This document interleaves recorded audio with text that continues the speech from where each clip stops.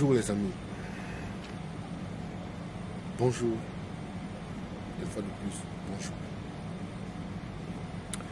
Je vous fais cette vidéo depuis le hall de mon hôtel à Marie aux Seychelles. Il est pratiquement 3 heures du petit matin ici. Vous vous demanderez, mais qu'est-ce que je fais debout à cette heure? C'est tout simplement parce que je ne parviens pas à dormir, les amis. Je ne parviens pas à dormir. Vous savez, j'ai toujours dit que nous devrions développer l'esprit de conquête, l'esprit de puissance. Parce que tant que nous resterons dans nos chemins habituels, on sera toujours dominé. Je suis ici au hall de mon hôtel. Je n'ai cessé de me poser des questions. Ça, c'est une chaîne hôtelière qui appartient aux Malaisiens. Et ils sont présents au Japon, en Malaisie, à Londres, aux Seychelles. Et je pense, sauf si je me trompe, ils sont présents dans plusieurs pays. Et hier, au détour d'une conversation, l'une des responsables de l'entreprise de l'hôtel me disait qu'ils sont en train de chercher des hôtels sur le continent africain à racheter. Donc, ils cherchent les hôtels les gens qui ont des difficultés financières, des hôtels qui ont des difficultés à se développer ou bien qui ont des difficultés de fonctionnement, des tensions de trésorerie. Ça m'a fait tiquer. Parce que ces entreprises cherchent des gens qui sont en difficulté pour les racheter. Tout le monde, ils ont de l'argent. Et nous sommes dans cet hôtel, les chambres sont constamment pleines. À la limite, on a tendance de chasser les chambres parce que les gens viennent tout le temps. Je me suis posé la question, mais attends, où sommes-nous dans cette situation? Vous allez faire le tour de cet archipel, à aucun moment vous n'aurez un restaurant typiquement africain. Par contre, dans l'hôtel dans lequel je suis, nous avons un restaurant japonais, un restaurant chinois, un restaurant indien, un restaurant européen. Nous avons les pizzas et autres, mais il n'y a rien d'africain. Nous sommes absents. Nous sommes totalement absents. Nous brillons par notre absence. Au point où lorsque nous arrivons même sur cet archipel, tout le monde nous sommes absents au point où nous devenons même une curiosité. Ils se demandent, mais est-ce que les Africains font aussi du tourisme? Est-ce qu'ils vont visiter les beaux endroits? L'image que nous avons donnée de nous-mêmes et en plus de ce que les autres ont contribué fait en sorte que on nous regarde toujours de haut.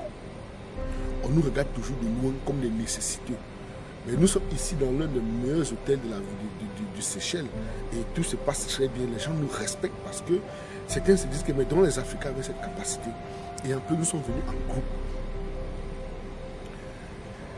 Depuis, je ne parviens pas à dormir. L'année passée, nous étions à Zanzibar. Et à Zanzibar, nous avons bataillé pour avoir la licence d'implantation d'un hôtel. Mais depuis, je ne me suis pas trop intéressé. Je vais faire le tour du propriétaire avec vous et vous comprendrez certaines choses.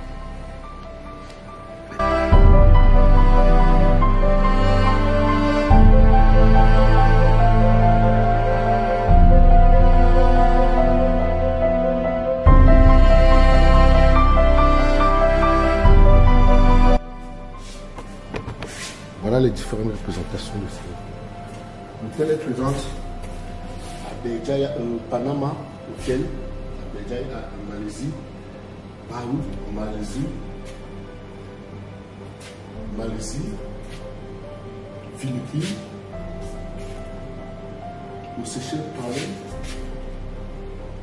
Kuala Lumpur, en Malaisie toujours, à Londres, en Malaisie, United Kingdom, Londres, Kuala Lumpur, Malaisie,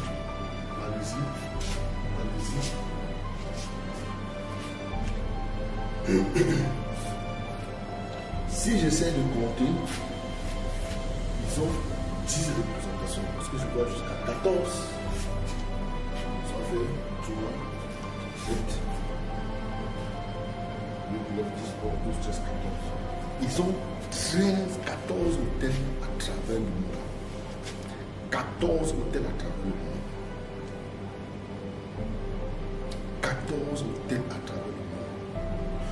Combien de chaînes hôtelières camerounaises, ivoiriennes, maliennes, sénégalaises,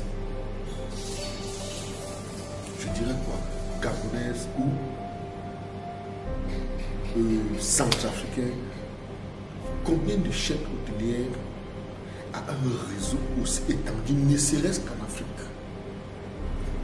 Ne serait-ce qu'en Afrique, ne serait-ce que sur notre continent. Mais eux, ils sont répartis. Combien de chaînes? Nous sommes absents. Nous sommes absents. Nous sommes absents. Plusieurs fois, j'ai dit aux gens de la diaspora, les amis, les frères, quel que soit l'endroit où vous vous trouvez dans le monde, faites de cet endroit votre paradis. Ne courez pas pour revenir en Afrique dans les projets, je veux faire ceci, je veux faire ça. Non, les amis, de l'endroit où vous êtes, installez-vous durablement, soyez forts et puissants où vous vous retrouvez. Ce discours, bien ce message, forcément pourra blesser certains d'entre nous. Oui, et j'estime que ceux qui se sentiront blessés, c'est ceux qui ont échoué. Qui pensent que parce qu'ils ont échoué, l'endroit idéal pour venir démontrer les maigres forces, c'est en Afrique.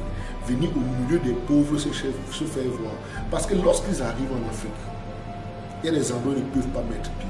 Parce qu'ils sont insignifiants. Ils savent pertinemment qu'ils ne peuvent pas.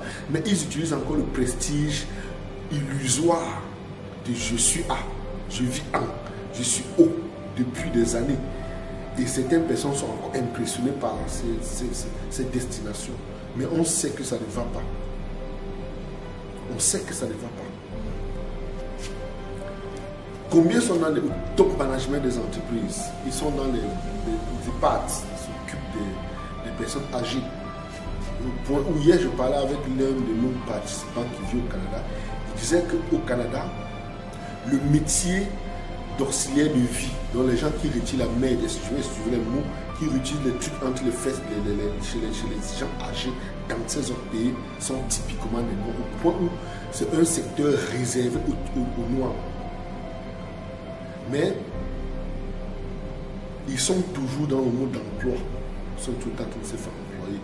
Ils ne cherchent pas à être forts, ils ne cherchent pas à être puissants. Et si tu demandes à ces gens de venir en Afrique le faire pour près de nos parents, ils diront non. Donc l'esclavage est dans le cerveau. Ils pensent qu'il est mieux de le faire au roi, à l'ancien maître. C'est plus valorisant de retirer ça chez l'ancien maître que de le faire à ses propres parents. Des choses qu'il faut nettoyer dans nos cerveaux. J'expliquais tout à l'heure, avant de revenir là, que nous avions notre licence de création d'un hôtel à Zanzibar. On a laissé le projet comme ça, en l'air, on n'a jamais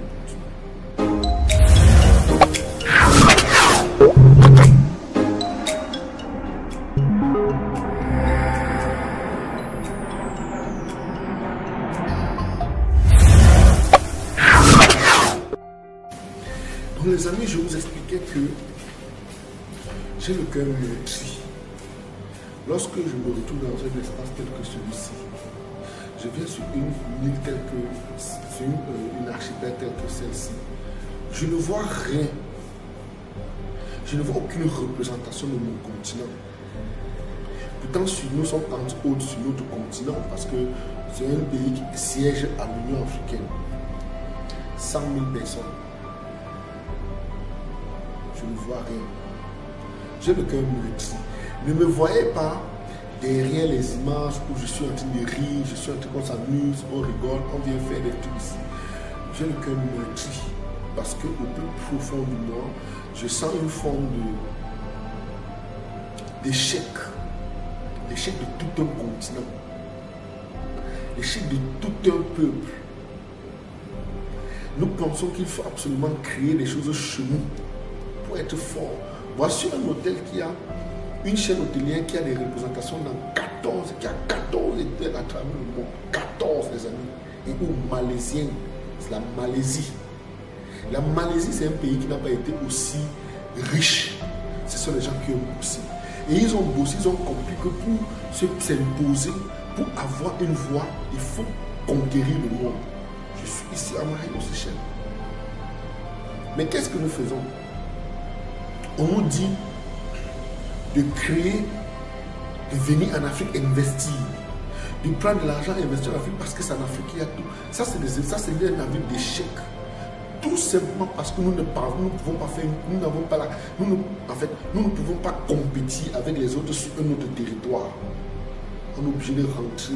Et lorsqu'on rentre même, on rentre avec combien? On rentre avec quoi? Combien sont rentrés et ils sont retrouvés dans des situations désespérées où ils ont perdu toutes les économies. Combien? Pourtant, s'ils avaient investi cet argent où ils étaient, ils auraient probablement fait plus de marge.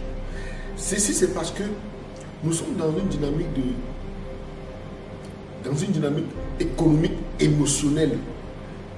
L'économie n'a pas besoin des émotions. C'est pour cette raison que cette vidéo ne trouvera pas beaucoup de participants. Ça n'aura pas beaucoup de candidats dans notre communauté. Parce que je ne parle pas avec les émotions, je vous dis des choses réelles. Si je vous disais, venez en Afrique, il y a ceci à faire, l'Afrique est comme ça, l'Afrique est riche, venez, venez, venez. En touchant vos émotions, vous serez venus massivement et on connaît tous les résultats.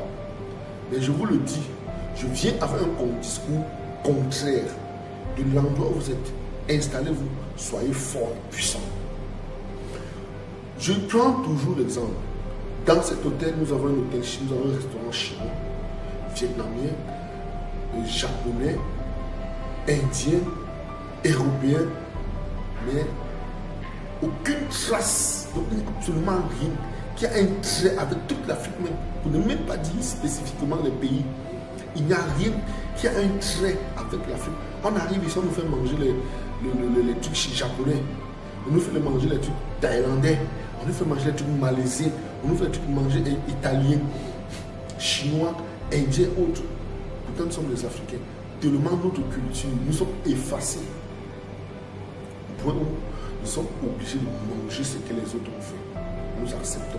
Et il faut comprendre que la première forme de colonisation dans le monde dans lequel nous sommes, la première forme de colonisation en mode soft power, c'est la restauration.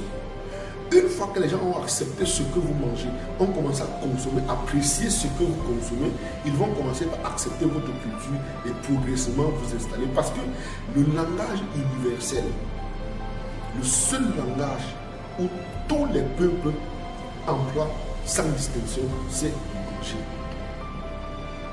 Le langage universel, c'est le langage du repas. C'est pour cette raison que pour coloniser les peuples, on commence d'abord par la restauration. On commence d'abord par les faire manger, apprécier la cuisine. Une fois qu'ils commencent à apprécier la cuisine, légèrement ils commencent à s'intéresser à la culture. Et une fois qu'ils ont commencé à s'intéresser à la culture, ils finissent par comprendre certaines choses. Et ils deviennent plus sensibles face à certaines situations qui arrivent à ce peuple. Parce qu'ils aiment leur culture. Ils ont un point d'ancrage. Et ce point d'ancrage est sur le cas précis, la cuisine. Pour cette raison, les amis, je le dis et je me le dirai encore, nous avons du pain sur la planche. Nous avons du pain sur la planche. Nous ne pouvons pas continuer de la sorte. On ne peut pas continuer de la sorte. Il est 3h du petit matin, je suis en maillot, je ne parviens pas à dormir. Je me demande, mais pourquoi nous sommes autant absents? Pourquoi sommes-nous autant absents? Pour cela, les amis, j'ai besoin de gens forts. J'ai besoin de gens qui comprennent qu'on doit marquer notre empreinte dans ce monde en faisant des grandes choses, en faisant des choses extraordinaires. Nous ne pouvons pas continuer la sorte. En restant dans la position défensive, tout le monde vous domine. Offensive défensive, je veux dire. En vous mettant dans la position défensive, tout le monde vient vous dominer parce que aucun match ne se gagne en jouant la défensive. Aucun match ne se gagne en jouant la défensive. À un moment donné, il faut passer à l'offensive. Et c'est ce que nous devons faire. On doit passer à l'offensive économique. Arrêtez de rester, penser que non, il faut qu'on aille investir en Afrique. Venez investir sur le continent. Il y a ça, il y a ça, il y a ça. Partout au monde, on se fait de l'argent. Partout au monde, on se fait de l'argent. Si nos parents ont été victimes de tout ce qui s'est passé dans l'histoire, c'est tout simplement parce que ceux d'en face ne sont pas restés chez eux. Ils sont partis conquérir des terres. Ils ont pris des risques d'aller conquérir des terres, d'aller s'installer. Beaucoup sont morts en cours de route. Mais ils le faisaient pour la génération future. L'endroit où vous êtes, quel que soit ce que vous faites, changez votre manière de faire. Commencez à explorer l'environnement. Qu'est-ce que je peux faire pour m'imposer? On ne doit pas continuer à être uniquement des subalternes, éternellement des subalternes. À un moment donné, on doit développer cette volonté de puissance, cette envie de domination, cette envie de conquête. Faire en sorte que lorsqu'on arrive dans un pays européen, au lieu de dire que les Africains sont des infirmiers dans le secteur, on va dire qu'ils détiennent le secteur, qu'ils maîtrisent. Parce qu'une fois que vous allez vous imposer et maîtriser ce secteur, votre voix comptera. La voix finira par compter. Le jour où vous viendrez dire, voici les engagements que nous voulons, voici ce que nous voulons, étant donné que ce secteur vous appartient ou bien nous appartient, les gouvernants nous écouteront. On doit sortir dans les associations, on crée des associations pour aller commander de l'argent. Sortons dans ça, les amis. Arrêtons ça. On va venir dans un pays où on s'installe durablement. On crée des associations tout simplement parce qu'on va aller après commander de l'argent auprès des gouvernants. Il faut qu'on arrête ça. Arrêtons ça. Arrêtons ça, les amis. Arrêtons. Arrêtons. Commençons si nous sommes. Pensez-vous que la communauté japonaise, la communauté chinoise, la communauté juive, la communauté, je dirais quoi, malaisienne, dans ces pays créent des associations pour aller demander l'argent aux États? Non. Ces gens créent des associations et ils deviennent forts, leur voix compte. Parce qu'ils ont compris qu'il faut être fort financièrement, il faut fort économiquement, l'emploi vous êtes. Parce que quand vous allez finir en Afrique, on connaît ce qui se passe. En Afrique, vous venez nous retrouver, vous rencontrez des gens qui sont déjà forts. Et quand vous arrivez, on vous met les bâtons, on cherche à vous déstabiliser, vous pleurez que non, je suis en Afrique, on m'a fait ça, on m'a fait ça. Vous pensez que c'est un jeu, c'est une cour de récréation où on se partage, on se distribue les cadeaux? Non. Ce n'est pas une cour de récréation. On doit sortir de ce chemin. Sortons de ce chemin.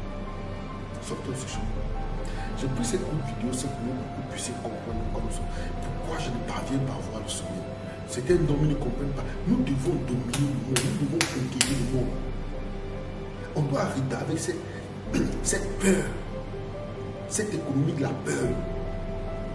On ne peut pas évoluer ça avec la peur. Parce qu'on est parti, on rentre. Non, il y a les Chinois qui sont venus en Afrique. Il y a ceci. Mais les Chinois sont partout dans le monde. Les Chinois sont partout. Les Japonais sont partout. Les Italiens sont partout. Le monde est en plein mouvement. C'est en plein mouvement. Ça bouge partout, ça bouillonne. Et chacun essaie de s'installer, de s'imposer. C'est ça l'intelligence économique. Chacun essaie de s'imposer. Les amis, arrêtons cette peur. Soyons forts comme nous sommes. Nous avons déjà la maîtrise, nous avons la nationalité, nous avons des familles, nous avons des enfants, nous avons déjà tout. Cherchons plutôt à comprendre le secteur dans lequel nous sommes, ou bien développons notre secteur. Cherchons à nous installer durablement pour être beaucoup plus forts. C'est ce qu'il faut faire.